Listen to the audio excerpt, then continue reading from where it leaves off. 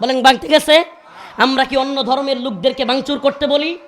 আপনাদের নেতারা এখানে আছেন, কেউ বলেন এরা তো ইসলামিক নেতা, মুসলমানদের সন্তান, কেউ বলছে কোনোদিন যে অমুকের বাড়িঘর ভাঙিয়ে দাও, অমুকের এই অমুসলিম হওয়ার কারণে তার ব্যবসা প্রতিষ্ঠান ভাঙিয়ে দাও বলছে? বলে নাই, আমরা বলি না, ইসলামিক নেতারাও বলে না, অন্য যে সমস্ত দলের নেতারা আছে ওনারাও বলে না। তাইলে আমরা যেহেতু আপনাদের কোনো কিছুই ভাঙতে বলি না, ভাঙচুর করতে বলি না, আমরা আপনাদের সহ অবস্থানে বিশ্বাস করি, কিন্তু আপনারা আমাদের রবকে কষ্ট দিবেন, তখন কি আমাদের সহ্য হয়? আবার আমাদের রবকে এভাবে কষ্ট দিয়া তাচ্ছিল্য কইরা, আজকে কিছুক্ষণ আগে দেখলাম ডক্টর মোহাম্মদ ইউনুস সাহেব প্রধান উপদেষ্টা এবং তার প্রেস সচিব শফিকুল ইসলাম বিবৃতি দিয়েছে, তারা নাকি এই বাউলদের উপর যারা ইয়া করেছে তাদেরকে সারাশি অভিযান চালাবে গ্রেফতার করবার জন্য। হাসিনার বাপের দেশ মনে করতো হাসিনা, এখন যদি ইউনুস সাহেব মনে করে তার বাপের দেশ, হাসিনা তো ভারতে পালানোর জায়গা পাইছে। এ দেশটা মুসলমানদের দেশ, এদেশটা তাওহীদবাদীদের দেশ, এদেশে তাওহীদবাদীদেরকে গ্রেফতার করে আলেমদেরকে খেপায়া, মুসলিম নেতাদেরকে খেপায়া, আপনি যদি মনে করেন আরে ইসলামপন্থীরা যদি আপনাকে সহযোগিতা না করতো আপনি 10 বছর টিকেই থাকতে পারতেন না। এদেশের ইসলামপন্থী দলগুলো, এদেশের ওলামায়ে কেরাম সব জায়গায় বিবৃতি দিয়া, ভিডিও দিয়া, কোনো জায়গায় মব করা যাবে না, মারামারি করা যাবে না, কারো ব্যবসা প্রতিষ্ঠান ভাঙা যাবে না, বারবার আমরা এগুলো বইলা, আলেম ওলামারা এগুলো বইলা আপনাদেরকে সহযোগিতা করতেছে। কিন্তু আপনারা এখন যদি ইসলামের বিরুদ্ধে অবস্থান নেন, আমরা বিন্দু মাত্র পরোয়া করব না আপনাদের বিরুদ্ধে যাইতে। আমরা মনে করি আপনি একটা সরকারে আছেন, অল্প কিছুদিন থাকবেন, নির্বাচন দিবেন, চলে যাবেন। আমরা ভারতের গোলামকে দেশে থাকতে দেই না। দেশটা আমাদের, মুসলমানদের দেশ, এটা শাহজালাল মুজাররদি আমিনীর দেশ। যে দেশে সংখ্যাগরিষ্ঠ মুসলমান, এদেশে ভারতীয় গোলামি, আমেরিকান গোলামি, কোনো গোলামি চলবে না। গোলামি চলবে কার? বলেন গোলামি চলবে কার? আন্নাল আরদ ওয়ারিসুহা ইবাদিয়াস সালিহুন, জমিন কার? জমিন তো আল্লাহ। এই জমিন কার? এ হালুয়াঘাটের মুসলমান, জমিন কার? গোলামিও হবে কার? কোনো নেতা নেত্রীর গোলামি আমরা করি না, করব না। যদি আমাদেরকে আবারও আল্লাহ না করুক আপনারা চিন্তা করেন যে অমুক হুজুররা বেশি বেড়ে গেছে, হাসিনার মতো আপনারাও কিছু একটা করবেন, করতে পারেন। এগুলার চিন্তা আমরা করি না। কেন করি না? কারণ আমরা জানি যে প্রতাপ দেখায়, দাম্ভিকতা দেখায়, অহংকার দেখায়, মুসলিমদের পালস বুঝে না, পালস, মুসলিমদের পালস বুঝে না, এদেশে এরা নেতৃত্বে টিকতেও পারবে না। এদেশের মুসলিম সংখ্যাগরিষ্ঠ জনগণের পালস বোঝার মতো যদি মেধা না থাকে তাইলে টিকতে পারবেন না। আরে আপনি যদি সত্যি বুদ্ধিমান হইতেন, আগে তো বিবৃতি দিতেন যে কেন বাউল আবুল সরকার আল্লাহকে নিয়ে কটূক্তি করলো, এই বিবৃতিটা দিতেন। বাউল তার বিরুদ্ধে একটা বিবৃতি দিয়া পরে বলতেন যে ঠিক আছে আমরাই ব্যবস্থা নিচ্ছি, আপনারা কেউ বাউলদের উপর আক্রমণ করবেন। সুন্দর হইতো কি হইতো না? বলেন সুন্দর হইতো কি হইতো না? আর এখন আপনারা বাউলদের ব্যাপারে কিছুই বলবেন না, বাউল আল্লাহরে নিয়ে গালিও দিবে, আবার বাউলের পক্ষে আরও কিছু বাউল রাজপথ গরম করবে, আলেম ওলামাদেরকে গালি দিবে, আবার তাদেরকে কিছু বলাও যাবে না। এটা তো তাইলে আমাদের সন্দেহ হয় আপনারা মব বইলা তাওহীদি জনতাকে রুখে দেওয়ার কথা বইলা, তাওহীদি জনতাকে জঙ্গি মৌলবাদী ট্যাগ দিয়া বাংলাদেশে পশ্চিমা কালচার আমদানি করার ষড়যন্ত্র করতেছেন বলেই আমরা মনে করি। পশ্চিমা কালচার কি? ফ্রান্সে আল্লাহর নবীরে নিয়ে কটূক্তি করা যায়, নাউজুবিল্লাহ। ফ্রান্সে কোরআন পুরায় ফেলা যায়, শুধু পুরায় ফেলা যায় না, এদেরকে আরো উৎসাহ দেওয়া হয়, নাউজুবিল্লাহ বলেন। আমরা হাসিনার আমলে দেখি নাই বাংলাদেশে ওপেন কোরআন পড়ায়া পায়ের নিচে রাখতে, দেখি নাই। আমি ছোট মানুষ, দেখি নাই। আপনারা দেখছেন কিনা? অথচ এই কিছুদিন আগে এই সরকারের আমলে নর্থ সাউথ ইউনিভার্সিটিতে কোরআন পায়ের নিচে রেখে আঘাত করে করে ভিডিও করছে। কি করছে? আপনারা দেখছিলেন ভিডিওটা? করছে না করে নাই? তাইলে তো আমাদের মনের মধ্যে সন্দেহ হয় যে আপনারা কি আমেরিকান এজেন্ডা বা পশ্চিমা এজেন্ডা বাস্তবায়ন করতেছেন? পশ্চিমে বাক স্বাধীনতার দোহাই দিয়া আপনি ইচ্ছামতো নাউজুবিল্লাহ আল্লাহরে গালি দিতে পারবেন, নাউজুবিল্লাহ ইচ্ছামতো রসুলরে কটূক্তি করতে পারবেন, ইচ্ছামতো কোরআন পড়াইতে পারবেন। নাউজুবিল্লাহ বলবেন না? আর একটু আসতে কোন নাউজুবিল্লাহ, আর হুজুর বলেন নাউজুবিল্লাহ। এটা হলো পশ্চিমা কালচার। তাইলে বাক স্বাধীনতা এবং ভিন্ন মত নাম দিয়া আপনারা কি বাংলাদেশেও সমকামিতা, ট্রান্সজেন্ডার মতবাদ, লেসবিয়ান, গে, LGBT এবং আল্লাহ এবং তার রাসূলের বিরুদ্ধে অবমাননা, এগুলোকে নরমালাইজড করার পরিকল্পনা হাতে নিয়ে সরকারে আসছেন। হ্যাঁ, আমেরিকান মাল বাংলাদেশে কি আমেরিকা এই জন্য বাড়াইছে? হ্যাঁ, তাইলে আমাদের মনে প্রশ্ন জাগবে।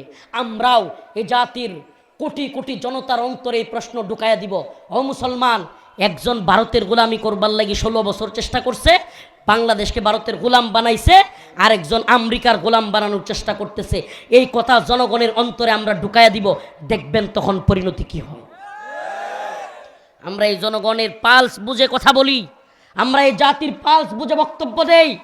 আমরা নিজের খায়া কি বলে অন্যের গোলামি করি না, আমরা আল্লাহর গোলামি করি।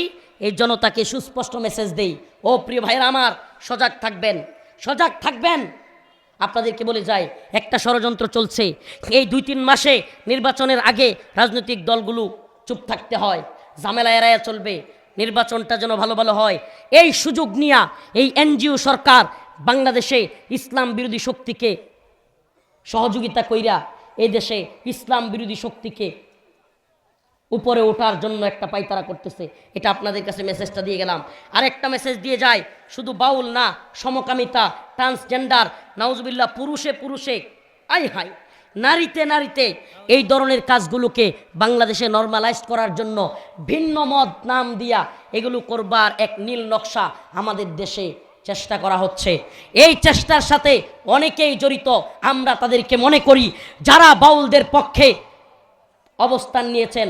আমি কয়েকদিন আগেও সমালোচনা করেছি, মিডিয়ার সামনে বললে কেমন শোনা যায়, তবুও বলি। এই আজকে প্রধান উপদেষ্টা, প্রেস সচিব জুনায়েদ সাকি, মির্জা ফখরুল ইসলাম আলমগীর সাহেব, তারপরে আরও NCP, আরও যেগুলো আছে, মেঘমোল্লার বসু, অনেকেই বাউলদের প্রীতি ওনাদের উতলায় উঠছে। কাদের প্রীতি? আপনি মুসলমান, আপনি মুসলমান, তাইলে আগে তো আল্লাহর প্রেম জাগবে। কথা বলেন না? আপনি মুসলমান হলে আগে কার প্রেম জাগবে? আগে তো একটু আল্লাহর পক্ষে কথা বলে নেন যে আমরা কষ্ট পেয়েছি, এতটুকু বিবৃতি। আমি মুক্তাবায়ের পাশে সামনেই বলি, জামাত ইসলামী বৃহত্তর ইসলামিক দল, কষ্ট পাই আমরা যখন দেখি এই বাউল আবুল সরকারের বিরুদ্ধে একটা বিবৃতি ওনারা দিতে পারেন না, কষ্ট লাগে আমাদের। এই বিষয়গুলো আমি ওপেন বলি, আমি আপনাদেরকে আজকে বলেই ফেলি। জামাত ইসলামের আমির, তার সাথে কারাগারে ছিলাম, একসাথে ছিলাম, পাশাপাশি রুম, হাদিয়া পাঠাইতেন আমার রুমে, খোঁজখবর রাখতেন। মিয়া নুরুদ্দিন অপু ভাই একেবারে ভারপ্রাপ্ত চেয়ারম্যান সাহেবের একান্ত সহকারী, একের এক, এই যে এই রুম ছিলাম, আমি নামাজ পড়াইতাম। তারেক রহমান সাহেবের PS একান্ত সহকারী মিয়া নুরুদ্দিন অপু ভাই সহ আর অনেক শীর্ষ নেতৃত্বের সাথে ছিলাম। আমরা তাদেরকে একটা কথাই বলেছি, শোনেন, আল্লাহ তাআলা এক বড় জালেম থেকে আমাদেরকে মুক্তি দিয়েছে, সামনে যেন আর কোনো ইসলাম বিদ্বেষী সরকার বাংলাদেশে না আসে। এটা সকল মুসলমানের চাওয়া না ভাই? বলেন, এটা সকল মুসলমানের চাওয়া না যে দেশে যেন কোনো ইসলাম বিরোধী সরকার আর না আসে? আমি তাদেরকে বলেছি, ভাই সবসময় এটা খেয়াল রাখবেন, বাংলাদেশ মুসলমান সংখ্যাগরিষ্ঠ দেশ, এ দেশে যেন ইসলামপন্থী মানুষের আঘাত পায় এমন কোনো নাস্তিক, মুরতাদ কিংবা শাতেম আল্লাহ এবং তার রাসূলকে গালি দেয়, এদের বিরুদ্ধে একটা আইন প্রণয়ন করেন। কি? যারা আল্লাহ এবং তার রাসূলকে গালি দিবে, আল্লাহর রাসূল যে শাস্তি নির্ধারণ করে গিয়েছেন, মান সাব্বা নাবিয়ান ফাকতুলু, এই আইন আপনারা প্রণয়ন করেন। যে আল্লাহ এবং তার রাসূলকে গালি দিবে, তার আর কোনো কথা নাই, একটাই শাস্তি, ওয়াজিবুল কতল, তাকে হত্যা করুন। এই আইন চালু করেন, দেখবেন আর কেউ আল্লাহ এবং তার রাসূলকে গালি দেওয়ার সাহস করতে পারবে। আমার সমস্ত রাজনৈতিক নেতাদের দলের কাছে প্রত্যাশা যে আপনারা অন্তত, অনেক রাষ্ট্রে আছে, মুসলিম রাষ্ট্রগুলোতে আল্লাহ এবং তার রাসূলকে গালি দিলে তাদের শাস্তি মৃত্যুদণ্ড। আল্লাহ এবং তার রাসূলকে গালি দিলে তাদের শাস্তি কি? মৃত্যুদণ্ড। এটা কার ঘোষণা? এটা আল্লাহ এবং তার রাসূলের ঘোষণা। মান সাব্বা নাবিয়ান ফাকতুলু, রাসূল বলেছেন যে রাসূলকে গালি দিবে, আল্লাহকে গালি দিবে, তার শাস্তি ওয়াজিবুল কতল। আমরা সমাজের মধ্যে বিশৃঙ্খলা চাই না, আমরা সমাজের মধ্যে, রাষ্ট্রের মধ্যে অস্থিরতা চাই না, আমরা অস্থিরতায় বিশ্বাস করি না। হানাহানি, মারামারি হোক, দেশটা অশৃঙ্খল ভরে যাক, এই পরিবেশ আমরা চাই না। অতএব আমাদের মুসলমানদের পালস বোঝার চেষ্টা করবেন।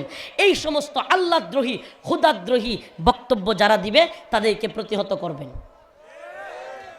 শেষ আখেরি দাওয়াত দিয়ে আপনাদেরকে শেষ করছি, গভীর রাত হয়ে গিয়েছে। সকলেই 5 ওয়াক্ত নামাজ পড়বেন ইনশাআল্লাহ। রাজি আছেন তো ইনশাআল্লাহ? শুনেন, এই হাজার হাজার জনতার মাহফিলের দল যেদিন মসজিদে পূর্ণ হবে, ইনশাআল্লাহ বাংলাদেশে কোন নাস্তিক মুরতাদ শাতেম থাকতে পারবে না। এই আল্লাহর প্রতি এই ভালোবাসা যেদিন তৈরি হবে, মসজিদমুখী প্রেম যেদিন তৈরি হবে, সেদিন এদেশে আর কোনো শাতেম নাস্তিকেরা পা ফেলবার দুঃসাহস করবে না। আল্লাহ তাআলা আমাদের সবাইকে নামাজি বানাক, আল্লাহ তাআলা আমাদের সবাইকে দিনদার বানাক, পরহেজগার মুত্তাকি বানাক। আগামীকাল শুক্রবার বাদ জুমা, ইমাম সমাজের প্রতি আহ্বান থাকবে, এই বাউল আবুল সরকারের বিরুদ্ধে আপনারা দাঁড়াবেন। এই জনতা, হালুয়াঘাটবাসী, যদি আগামীকাল হালুয়াঘাটে জুমার পরে ওলামায়ে কেরাম ডাক দেয়, আপনারাও এই বাউল আবুল সরকারের বিরুদ্ধে প্রতিবাদ করবেন তো ইনশাআল্লাহ? কে কে করবেন আল্লাহর কাছে দেখান। লিল্লাহি তাকবীর। আল্লাহ কবুল করুক, বলেন আমিন।